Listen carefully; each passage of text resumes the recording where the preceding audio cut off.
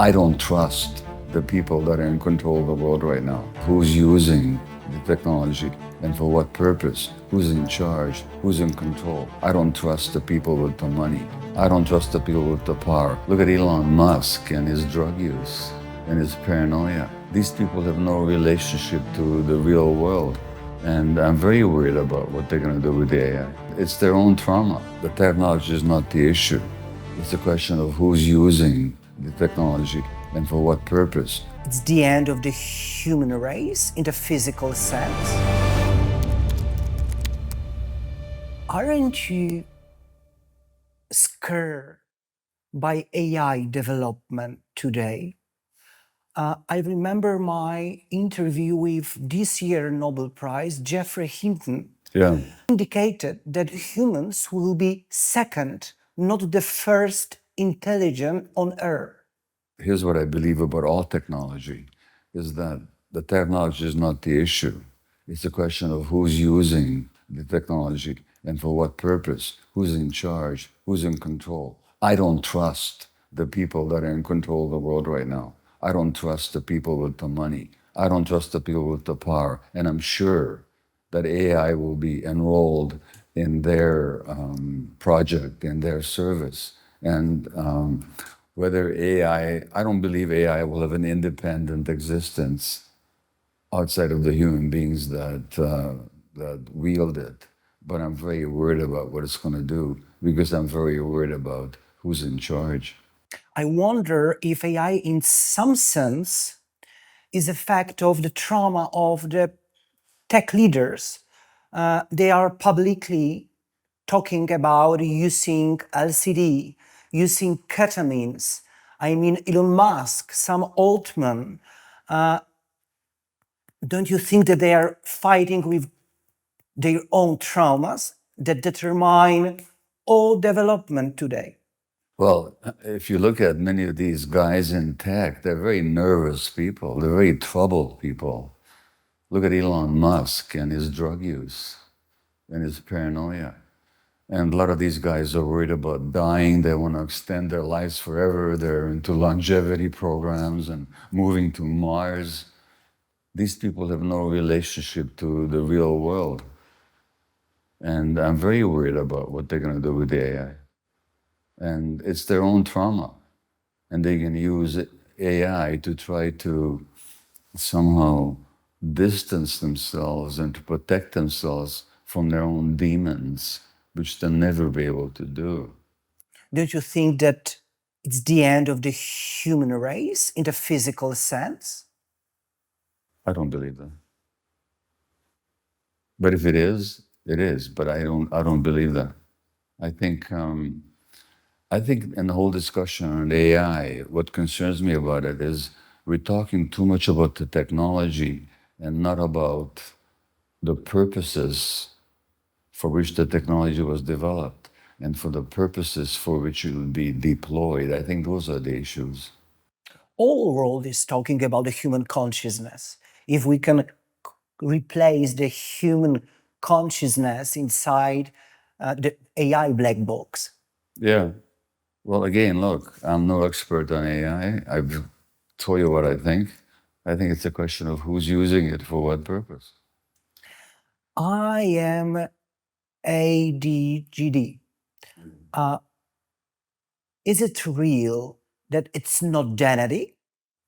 Well, nobody's ever found a single gene that causes ADD.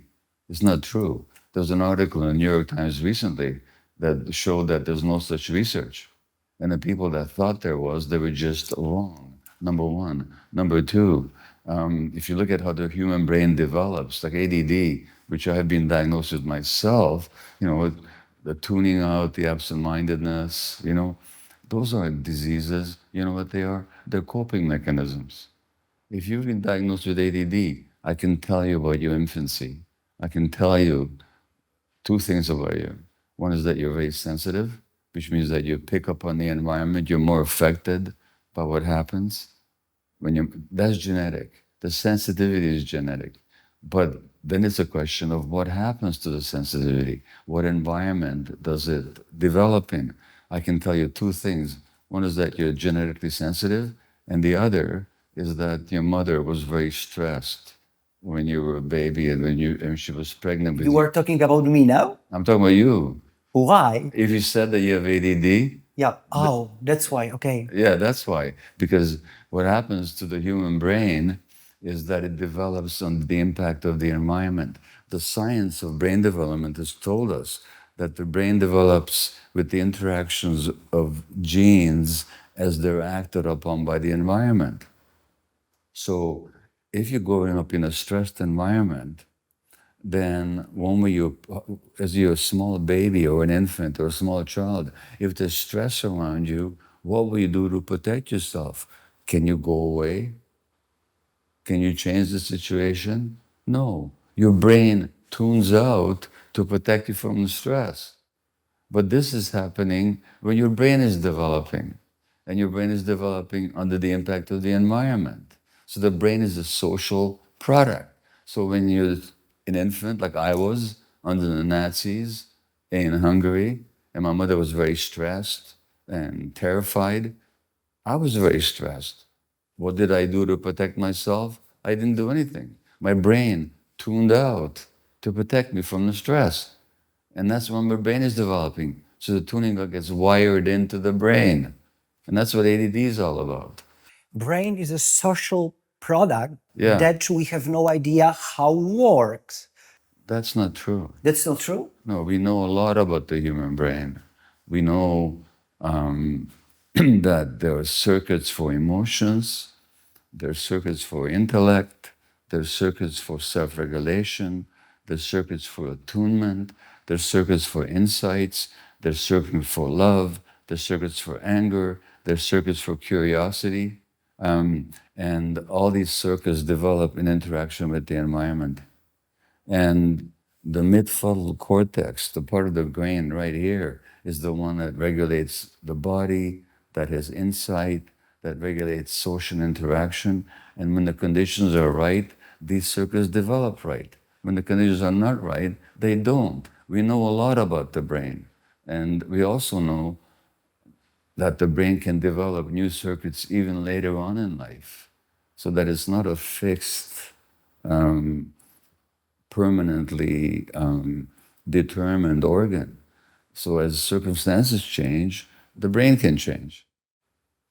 When I wrote my first book on ADD, I took medication. When I wrote my most recent book, which is much more complicated, much more complex, much more detailed, took much more research, I didn't need any medication. My brain has changed. So the brain is actually a social organ, it's a dynamic organ, it interacts with the environment, it's very much affected by a person's emotional states. We know a lot about the brain. What's about the human brain surprised you the most during your whole your life? Well, what surprised me the most is just what I told you, is when I found out that the brain is an interactive organ with the environment. And people's brains are wired together. There's a friend and a colleague of mine, Dan Siegel, a psychiatrist, who talks about interpersonal neurobiology, which means that our brains, our nervous systems are wired together so that we're not discrete, individual, fixed entities. Our neurological and emotional functioning of our brains is very much connected to our life experience.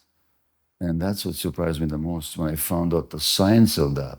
The problem is that the science that I'm talking about, which has been documented and published in major journals, is not taught in the medical schools.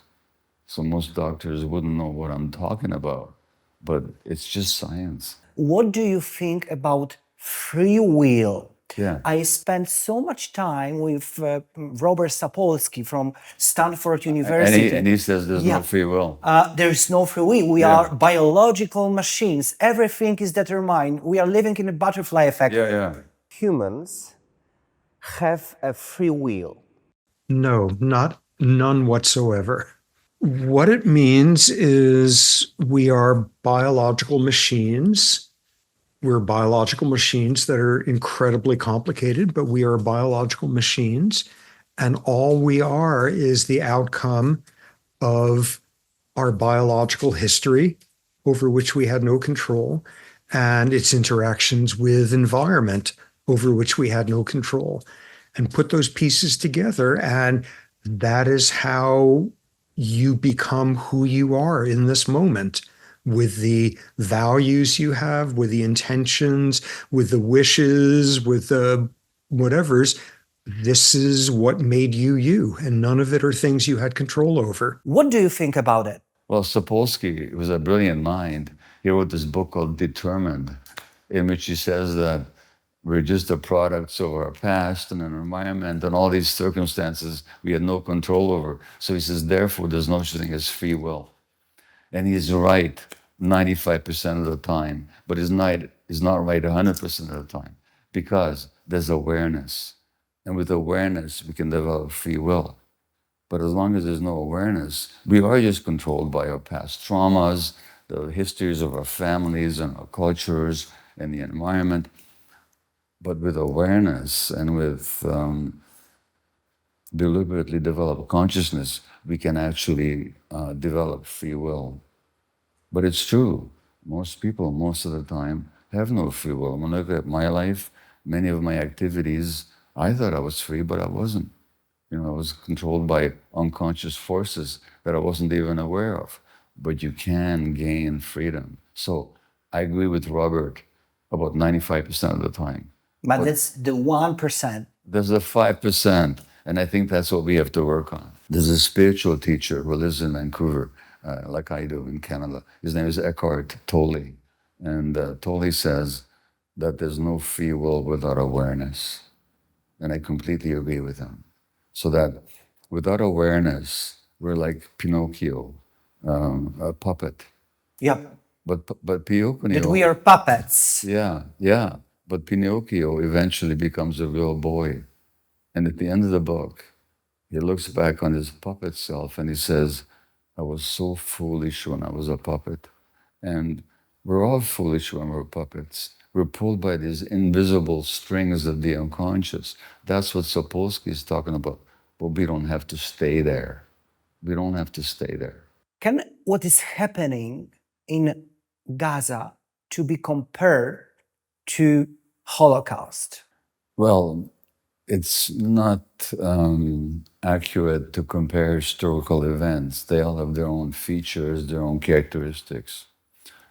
There's nothing like Auschwitz. There's nothing like the mechanized, planned, bureaucratically carried out murder of human beings. But that doesn't mean that there are no similarities, because both the Holocaust, which affected, of course, Jews, but primarily, but not only Jews, millions of other people as well, and what's happening in Gaza have something deeply in common, which is the dehumanization of a group of human beings. Because the Israelis could not do what they're doing to the Palestinians without first dehumanizing them, which is seeing them as the eternal enemy that has to be suppressed and, if necessarily, destroyed. And they're doing it ruthlessly, brutally, and Israeli scholars of genocide have called what their country is doing genocide. So that the similarities are there. They're not the same, but they don't have to be the same. Why what is happening in Gaza is, for you now, the closest thing? History gives us many examples of brutality and domination. Currently, the most concentrated example of that is Gaza. Now, Gaza is not the only place in the world where people are dying and suffering. They're dying and suffering, and there are multiple thousands in Sudan. They're dying of starvation in Sudan. But Gaza is being carried out by a supposed democracy. Gaza, is the destruction and the mass murder is supported by all the so-called free countries, the free world, the democratic world, the civilized world. And that makes it uniquely equal, that the most powerful countries and the most advanced societies in their own minds in the world are actually perpetrating and colluding and cooperating with this horrible crime. That makes it unique. And what also makes it unique is that we're watching it every day on TikTok, on YouTube, on the news channels, on Instagram. As somebody said, it's the world's first TikTok genocide. It's unique. And my last one question, what's for you the biggest challenge for the humanity? Just what we're talking about, awareness. Living a life that just isn't based on past conditioning, on cultural programming. That balance between the life and work, between the development and the nature, between, Yeah. what's determined and non-determined. Well, I like your language is interesting. Balance between life and work. What's the implication? The implication is that we're split. Here's life and here's work. And we're talking about life-work balance. Well, the question is, why is there this split? So it's about unifying things. It's not about balancing things. It's about unifying things.